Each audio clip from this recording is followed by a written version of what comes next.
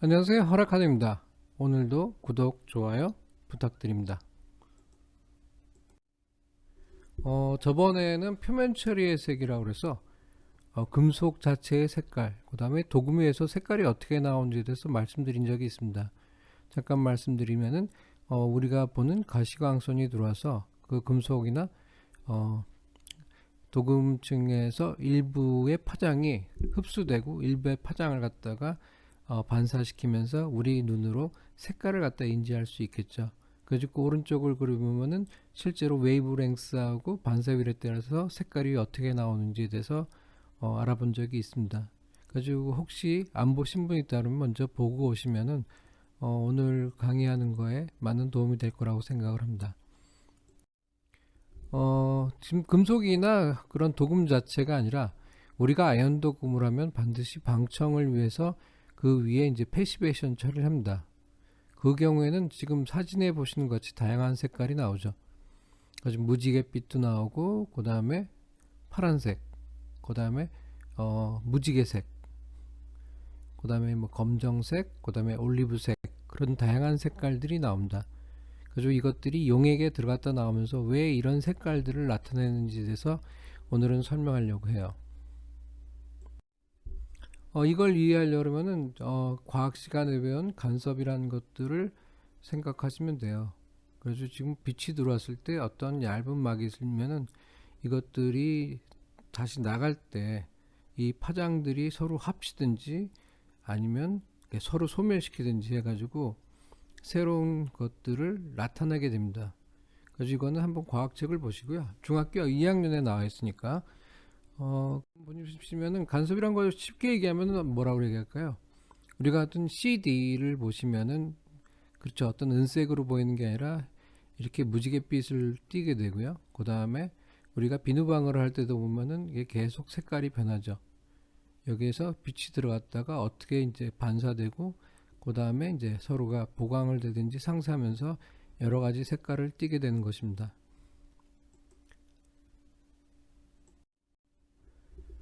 그래도 이것을 이용한 그런 발색법은 용액에 침적하는 화성 처리, 그 다음에 아노다이징, 그 다음에 가열법이 있는데요. 그래가지고 보시면은 여러 가지가 있겠지만은 방막 내에서 몇 번씩 반사해서 색이 진하게 나타내거나 아니면 또 얇게 나타나는 경우가 있습니다. 그래서 굴절률의 차이, 파장의 차이, 방막의 두께 등에 의해서 7가지 색의 무지개색을 보이기도 합니다. 여기서 여러분들이 아마 기억해 두셔야 되는 것은 어떤 방막이라고 했으니까 아까 비누방울의 그런 비누방울의 뭐라고 그래야 될까요? 그 두께라든지 그 다음에 우리가 에노다이징 했을 때의 그 두께에 따라서 색 간섭색이 보이고 그 다음에 이 방막의 두께가 어느 일정으로 두꺼워질 경우에는 간섭색은 보이지를 않습니다. 그래가지고 오늘은 지금부터는 그 아이언 도금한 다음에 실시하는 그 패시베이션 크로메이트에서 어떻게 색상이 결정되는지에 대해서 설명해 보려고 합니다. 자, 한번 보시죠. 실제 한번 예를 들어보겠습니다. 육각 크로메이트예요. 아이언 도금에. 지금은 로스 때문에 그 다음에 ELV 때문에 육각 크로메이트는 거의 사용을 하지 않고 있는데 일단 색상 때문에 지금 설명을 드리는 겁니다. 가지고 크로메이트 같은 경우에는 우리가 보통 얘기하는 광택 크로메이트, 그 다음에 유색 크로메이트.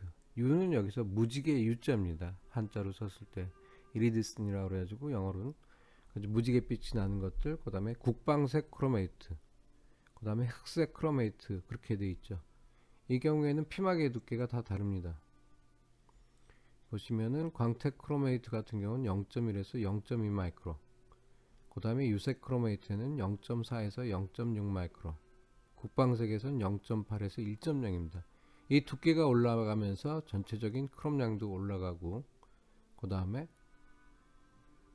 내익성도 좋아지게 되겠죠. 밑에 그림 보시면은 왼쪽에 황색이 있고 광택이 있고 국방색, 흑색이 있습니다. 아주 사진상으로는 보기 힘들지 모르겠지만은 이런 것들이 있고요.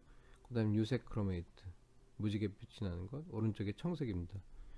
가지고 지금은 삼각 크로메이트를 쓰기 때문에 패시베이션을 쓰는데 거기서도 유색이 있습니다. 그래가지고 이게 아마 대명사처럼 옛날 유가 크로메이트 그렇게 써서 현장에서 요즘 보면은 크롬 갖다 유가를 안 쓴다고 그래가지고 하는데 유색이면 다 당연히 유가인 줄 알고 그걸 갖다 청색으로 바꾼 경우가 있어요. 그 내성 팍 떨어지고 그러는데 이 색깔은 그거하고는 좀 다르고요. 그다음 유색 크로메이트 같은 경우에는 삼가의 유색보다 어, 내성이 좋고 그다음에 보면은 오래 하신 분들은 삼가로 나온 유색하고 육가로 나온 유색을 구별을 합니다. 아무튼 이런 색깔들이 가능한데 여기 보시면은 가장 중요한 건 피막의 두께가 다르다는 거죠. 흑색 같은 경우에는 약간 좀 달라요. 흑색은 아까 보면 다 흡수하는 거로 되어 있잖아요. 빛을 갖다가. 그래가지고 옛날에 육각 크로메이트 할 때 보면은 흑색 크로메이트 피막이 있고 여기다가 은을 집어넣습니다. 그래도 은을 집어넣으면은 어떻게 되냐? Ag2, Cr2, O7이 수소를 만나면 Ag2O가 되고요. 밑에 그림 보면 산처럼 되어 있는 것이 원래 이 화합물의 색깔입니다. 그래서 검정색이 나오기 때문에 이제 은을 갖다 집어넣고요. 그 은이 들어가니까 또 값이 비싸겠죠. 그 다음에 삼가 같은 경우에는 이제 패시베이트 청색을 보시죠. 색깔 보면 약간 청색을 띠는데 이거는 1970년대 후반에 원래 징케이트 도금위에서 육각 크롬 도금할 때 금속 이온, 그러니까 철이 이제 녹아나는 거 오염에 따라서 변색을 방지하기 위해서 개발을 했고 두께는 30에서 40 나노미터로 해서 되게 얇습니다. 그래서 내성이 좋지 않아요. 근데 이 파란색을 선호해서 현장에서 보기가 좋으니까 기준을 갖다 이렇게 놓고 그다음 내성이 안 나온다고 그런 경우가 있습니다. 그래서 저도 최근에 보면은 회사에 있는 규격 제품 중에서 청색으로 되어 있는 거, 내성 이슈가 있는 것들은 지금 유색으로 바꾸고 있습니다. 근데 옛날부터 그렇게 썼기 때문에 사람들이 이거가 보기가 좋다고 생각하는데 내성하고는 별개고요. 또 이렇게 청색이 나온 거는 두께가 얇기 때문이겠죠. 그 다음에 여기서 내성을 위해서 이제 코발트를 첨가한 제품이 한 80년대 초반부터 개발돼서 나왔고 외관을 중요한 경우에는 불소와 코발트를 첨가하지 않은 삼각 크로메이트 제품도 사용합니다. 그래서 코발트를 갖다가 첨가하니까 내성은 떨어지고요. 일단 불소가 들어가면 에칭이 돼가지고 표면이 연마된 것처럼 향상되는 건 있어요. 근데 일단 내성 측면에서는 기능적으로 봤을 때는 바람직하진 않은 거고요. 그래가지고 아까 얘기한 것처럼 막 불소 코발트 외에 또 다른 걸 갖다 집어넣어가지고 했을 경우에는 75에서 100 나노미터의 피막을 형성된다. 100 나노미터라 그러면 0.1 마이크로 정도 되는 거니까 두께가 무척 얇습니다. 그래서 내성이 좋지가 않고요. 자, 근데 청색에서도 보면은 색깔이 처리하는 거에 따라서 다르게 나오는 경우가 있어요. 그래서 보면 골디시 금색으로 나오고 약간 빨강하고 금색의 그 간섭색이 나오는 경우, 그 다음 빨강하고 파랑의 간섭색이 나오는 경우, 그 다음 초록 파랑, 초록 노랑 그렇게 되어 있습니다. 이 경우에는 두께가 서로가 차이가 있는 거예요. 그래서 금색의 경우는 피막층이 매우 얇게 나왔기 때문에 그러니까 농도하고 침적 시간을 늘리면 되고요.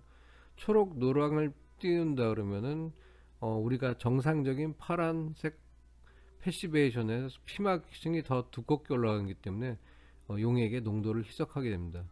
관련 자료는 그 헐 아카데미 카페에 가시면은 다운받으실 수 있고요. 자, 그러면 유색이죠. 그러니까 무지개로 했을 경우에는 지금 본 것처럼 이리디슨 같은 경우는 굴절광이 그 입사광의 각에 따라서 변하면서 무지갯빛이 나는 겁니다. 그리고 표면이 균일하지 않게 돼 있기 때문에 그런 거고요. 그러니까 파란색이 뜨면은 반대로 이제 파란색을 상쇄되면은 파란색을 띠고 중첩되면 빨간색을 보이고 그렇게 됩니다. 그래서 이런 간섭색이 싫으시면은 여기서 실링 처리를 하죠. 보통 3가 같은 경우에는 내성이 6가보다 떨어지기 때문에 실링을 하면은 일단은 이런 간섭색이 줄어들게 됩니다. 3가에서 흑색입니다. 흑색이 지금은 많이 쓰는데 지금도 많이 쓰고 옛날에 많이 썼는데 근데 흑색이 잘 안 나와가지고 상당히 고생한 시기가 있었어요. 3가 유색 패시베이트 피막은 간섭에서 색상을 나타내지만은 안료가 있기 때문에 아까 유가에서의 은처럼 가시광선을 흡수해서 흑색으로 보이게 됩니다. 가지고 그 안료를 갖다가 용액에 포함되어 있는 게 아니고요. 안료가 들어가 있는 게 아니고 도금층하고 반응에 의해서 만들어지게 됩니다. 일반적으로 합금 도금에서는 그런 합금 성분이 은과 같은 역할을 합니다. 그래서 흑색 패시베이트는 유색 크로메이트 플러스에서 흑색 안료를 넣는다. 그래서 흑색 안료를 갖다 은을 갖다 넣는 건 아니고 비싸기 때문에 보통 아주 아연철 같은 경우에는 흑색이 잘 나오죠. 거기 있는 철 성분이 또 용액하고 반응해서 새로운 또 화합물이 안료의 역할을 하기 때문입니다. 삼가에서도 마찬가지로 해서 그 추가적인 표면 처리 탑실링을 하지 않으면 무지개 색상을 띠게 되는 건데요. 이것도 마찬가지로 균일하지 않기 때문에 그런 거예요. 왼쪽에 보시면은 이제 아연 도금이 됐을 때 아연 니켈이네요. 흑색 패시베이션을 하면은 지금 보면은 중간층이죠. 보면은 표면에서 약간 울퉁불퉁할 때에 따라서 생기기 때문에 이 삼가 패시베이션의 두께가 부분적으로 틀립니다. 만약에 깊게 패인 데는 훨씬 더 두껍게 들어가고요. 그 다음에 그게 산처럼 나온 데서는 그 두께가 얇죠. 요 서로의 두께 차이가 생기기 때문에 간섭색이 일어나고, 아까도 얘기한 것처럼 이게 도막이 두꺼워지면은 간섭색이 없어진다 그랬죠. 그래가지고 탑실링이나 크롬 베이스 마무리 처리를 하면은 그렇게 해가지고 그 간섭색이 없어져서 균일한 흑색을 보이게 됩니다. 그래서 삼가 패시베이션을 하면서는 옛날과 같은 국방색이 없어요. 국방색이 없는 게 왜냐면은 지금 오른쪽에 표를 보시면은 유가 크로메이트하고 삼가 패시베이션의 피막 두께가 있습니다. 그러면 상대적으로 삼가 패시베이션의 두께가 상당히 얇죠. 그러니까 그런 거 크로메이트라든지 그 반응을 한 다음에 일어나야 되는데, 크로메이트 같은 경우는 크롬산이 반응을 해가지고 그 성분 나고 그러는데, 이제 삼가에서는 그게 반응성이 높지가 않습니다. 그래서 반응성을 높이려고 산을 집어넣으면요 많이 애칭되는 대신에 되게 밝게 나와요. 그렇기 때문에 이제 한계가 있고, 국방색 같은 경우에는 0.8에서 1마이크로 올렸는데 현재까지 해서 삼가 크로메이트로 해서는 그렇게 두께를 올리기가 쉽지가 않습니다. 그래서 보시면은 지금 다시 정리하면은 뭐 광택 크로메이트가 0.1 마이크로메타, 유색이 0.4 마이크로메타, 국방색이 크로메이트가 0.8 마이크로라면 삼가에서는 그 코발트를 집어넣었을 경우에는 0.07에서 한 0.08 마이크로메타, 거기다 실리콘을 집어넣었을 때는 그 두께가 0.1에서 0.17입니다. 그 정도가 되겠습니다. 그래서 왼쪽에 그림에 보여주는 것 같이 그 올리브 색깔의 크로메이트는 삼가로서는 구현하기가 힘듭니다. 그 다음 황색 삼가 패시베이션이 있는데, 이건 노란색 안료를 첨가해서 만들고요. 그렇게 많이 쓰지는 않습니다. 이게 옛날에 그 제품을 만들어 놓고 부품에서 이제 왼쪽 오른쪽이 이제 모양은 같은데 대칭으로 된 경우에서 왼쪽하고 오른쪽 구별하기 위해서 이제 많이 했던 거고요. 아주 국내에서 그렇게 많이 쓰진 않고 아마 전체적인 양이 많지는 않습니다. 여기는 안료를 집어넣어 가지고 녹색을 하고요. 요거 별개로 문제로 해서 지금 뭐 어디 그 알루미늄에 그 지르코늄을 이용한 그런 패시베이션이 있어요. 그 경우에 보시면은 그 처리를 했을 때 색깔의 변화가 없습니다. 왜냐면 워낙 피막이 얇기 때문에 간섭색이 잘 안 나오는데, 그래가지고 유가가 환경이 안 좋고 그래서 삼가로 바꿨는데, 그 지금은 모르겠어요. 처음에 나왔을 때는 고객들에서 별로 안 좋아요. 왜냐면 이게 처리를 했는지 안 했는지를 모르는 거예요. 색깔이 그대로이기 때문에. 만약에 색깔이 변했다 그러면은 그걸 한 사람이나 그 물건을 받는 사람이나 이게 표면 처리가 됐다는 걸 갖다 알겠지만은, 색깔이 같기 때문에 그걸 처리했음에도 불구하고 똑같은 색이니까 이게 구별하기 힘들다고 그래가지고 이제 컴플레인이 들어왔고, 그 경우에는 워낙 피막이 얇기 때문에 그래서 거기다 안료를 집어넣고 그러면 그 반응이 불상이 들어가가지고 다 침전이 되는지 하기 때문에 그게 기술적으로 그 극복을 못한 거로 알고 있습니다. 이렇게 해가지고 이제 패시베이션이나 화성 처리를 통해서 하는 것들을 알았고요. 그 다음에 이제 열 처리도 영향을 줍니다. 그래서 열 처리해서 보면은 왼쪽이 산성 아연 도금하고 징케이트 아연 도금을 한 페스너입니다. 그래가지고 그림을 보시면 약간 조금 잘 보시면은 머리 부분이나 그러면은 약간 보라색 빛도 띄고 약간 무지개 색을 좀 띄는데요. 이걸 갖다가 여러분 아시겠지만은 베이킹 처리를 했어요. 210도에서 6시간 했을 경우에는 색깔이 좀 많이 다릅니다. 두 개가 보면 더 균일하게 보이고요. 더 밝게 보입니다. 그러니까 뭐 열 처리를 통해 가지고 산화막이 더 성장했다든지 두께가 두꺼워지면서 간섭색도 어느 정도 사라진 것처럼, 그 다음 색깔이 또 변해 있죠. 그러니까 열 처리도 색상에 영향을 크게 미칩니다. 이상으로 크로메이트 패시베이션에 의한 그 아이언 도금의 색상 변화에 대해서 알아봤습니다. 그 다음 시간에는 아마 그 열 처리에 의한 것, 그 다음에 같은 간섭색으로 인한 그 양극산화 등에 대해서 설명할 기회를 갖도록 하겠습니다. 오늘도 들어주셔서 감사드리고요. 구독, 좋아요 부탁드립니다. 감사합니다.